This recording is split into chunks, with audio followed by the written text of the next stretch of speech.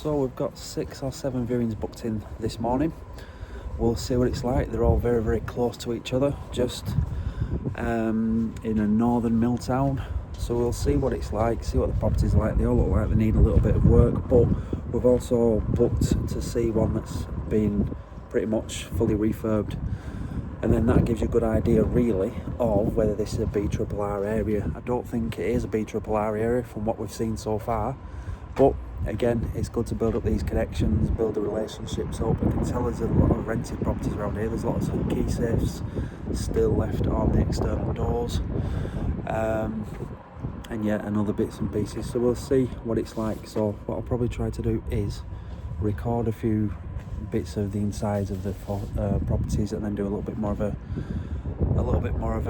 evaluation at the end. However, again, it always needs to be spreadsheet led, but my initial thoughts, I don't think this is the area for us to help us continue growing our portfolio. However, we'll see at the end of the day. Keep watching. So the house that I've just been to see, which you'll see in a minute, is that one behind me where the lad is getting into the white Audi. I think it was an Audi.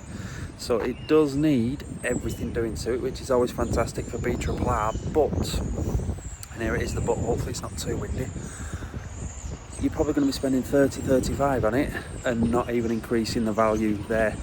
So again, you know, it can look good when it looks at return on capital employed and that type of thing. Now, if it only needed a lick of paint and some new carpets, then it's a different ball game. But the fact that it needs everything, and in this particular area, again, just assessing the area really, it's obviously it is what it is, isn't it? That property behind us is up for 80.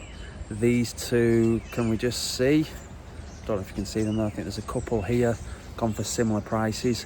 If you're getting them for about 55, 60, then of course it's, you know, it could be worth it, but there's not enough meat on the bone there. So that's why you always need to make sure you've done your research, go through the proper frameworks and so on, and then probably then obviously, and making sure it all meets, you then go and view the properties to obviously get a good feel of it. So we'll see what the rest of the day brings anyway. Good luck. So here we are outside the back of the property. Obviously I'll take you inside in a minute. Just looking around here, it's always good to see what other people have done. It's not really the neatest alleys. I had a look earlier on. Again, look at next doors. It's always good to see what your potential neighbours are going to be like, because it will affect the tenants if you're looking at this. And again, up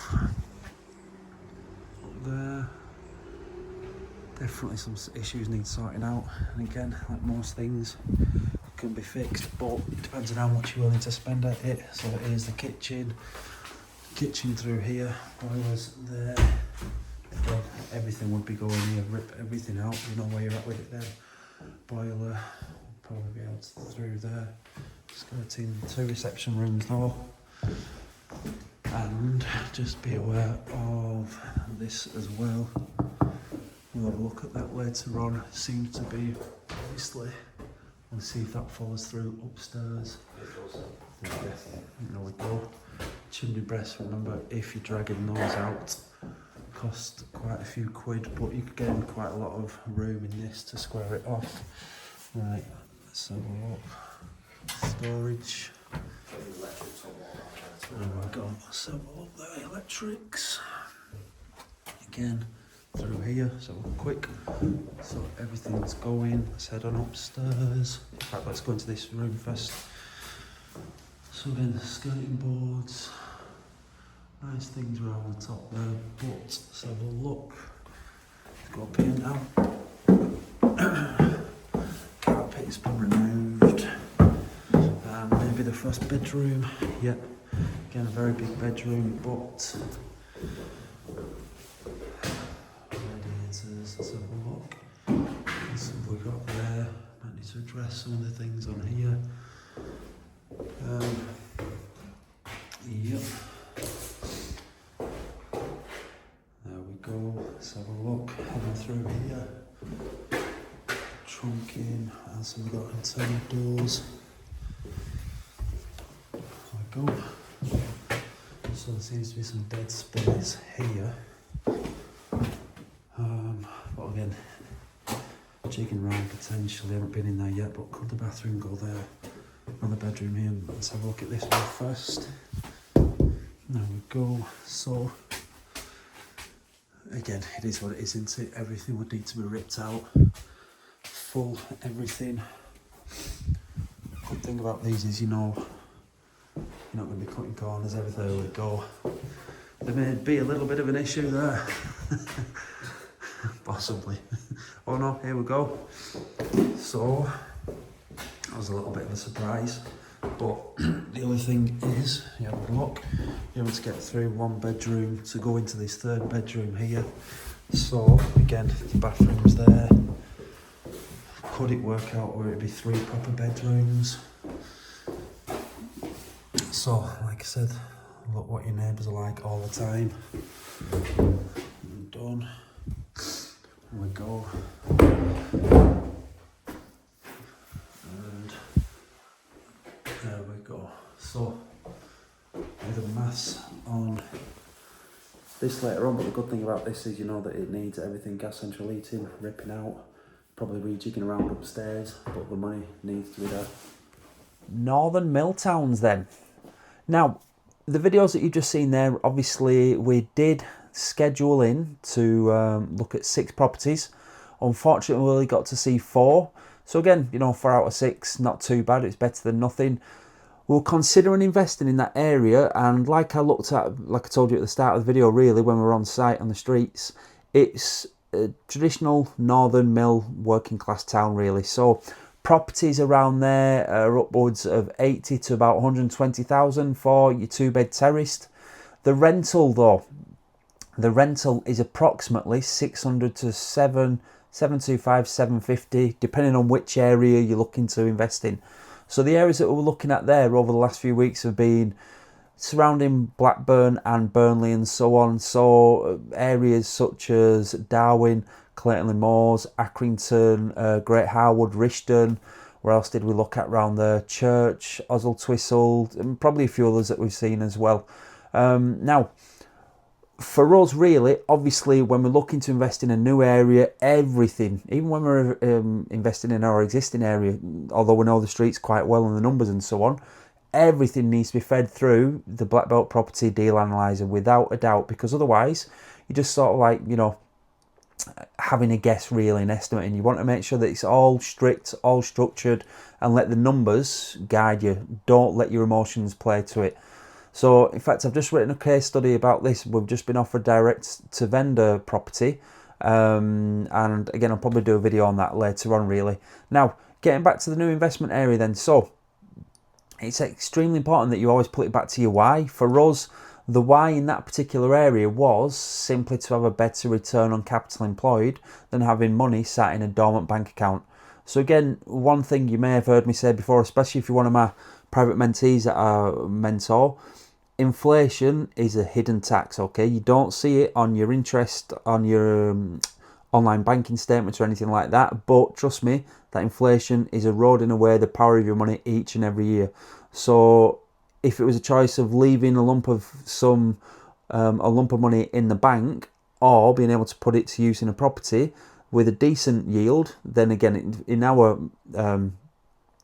mind, it's always better to put it into a property. Hopefully, if you bought correctly, it produced decent cash flow each and every month in a reasonable area, and again, it'll be a little bit of an edge against inflation, really. So, with the areas that we're looking at, the return on capital employed, if you were to just buy and obviously not do anything to it, you're probably looking at about 9, 10, 11%, which, you know, isn't record breaking, but it's still a decent return on your money.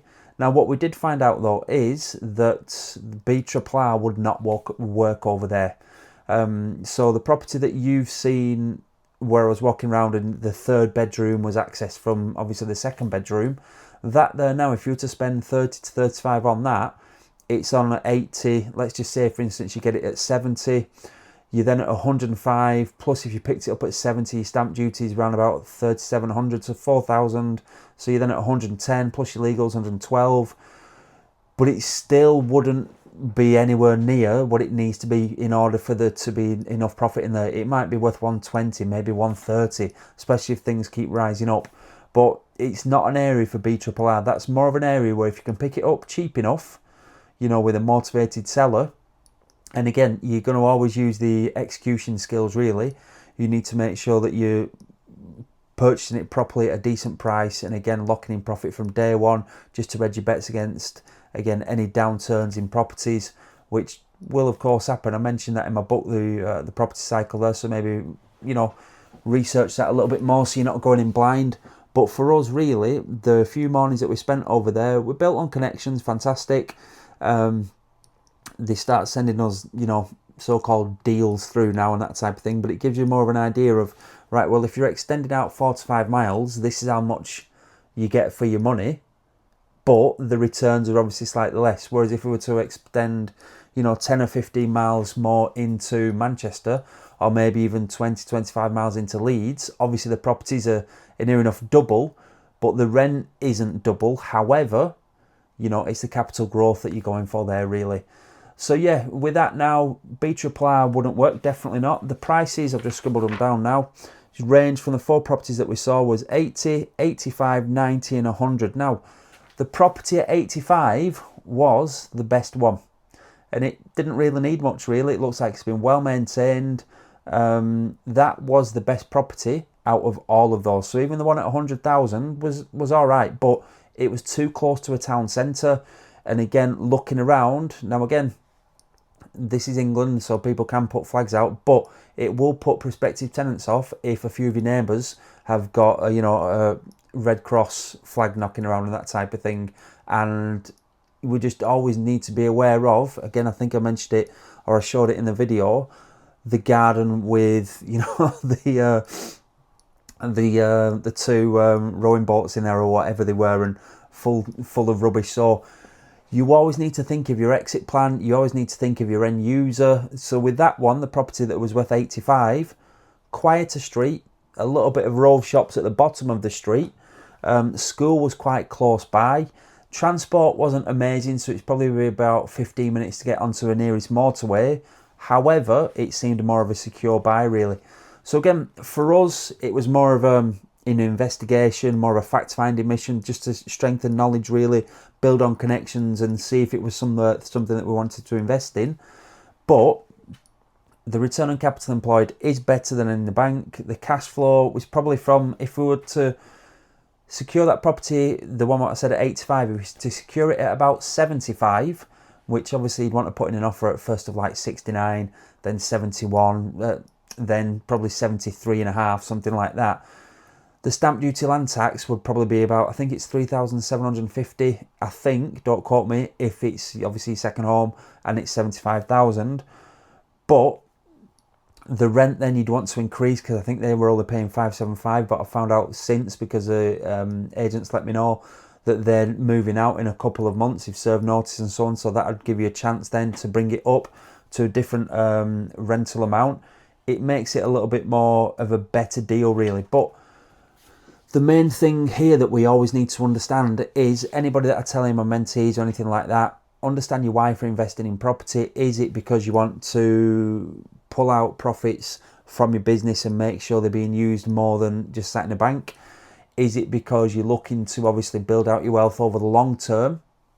And again, I'm sure that if you're watching this however many, 5, 10, 15, 20 minutes in, you'll understand that I'm not a hype type of property mentor. For us, it's always about that disciplined approach, long-term thinking, think about that long arc all the time, and know that ultimately, to delay the gratification, that it will happen. So yeah, I think what I will do is, I might do a follow-up video to this one, but if you wanted to find out a little bit more information on some of the reasoning, really, or some of the thinking behind the frameworks that we use, some of the property systems, maybe invest in a copy of that book. It should be available on Amazon, The Property Investor's Blueprint, a black belt approach to property investing, paperback or hardback if you wish. Like I always ask everybody, especially my mentees and so on, invest in a copy, and if you find any benefit from it, obviously leave a Google review, not a Google review, sorry, an Amazon review. It allows other people to obviously find out a little bit more of information about the book and how they found it, really. But just to summarise, really, it sometimes can feel like it's a wasted couple of days, really, especially when you don't put any offers in.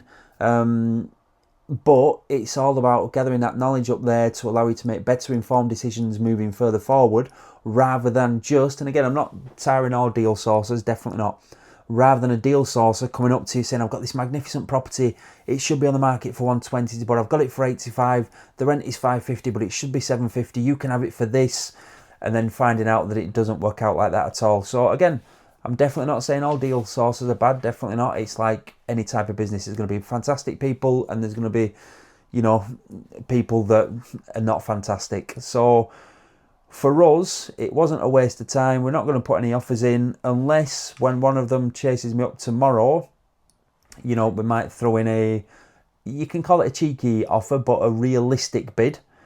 Then, and if it gets accepted, fantastic. If not, then again, it's just simple as that. You keep moving on.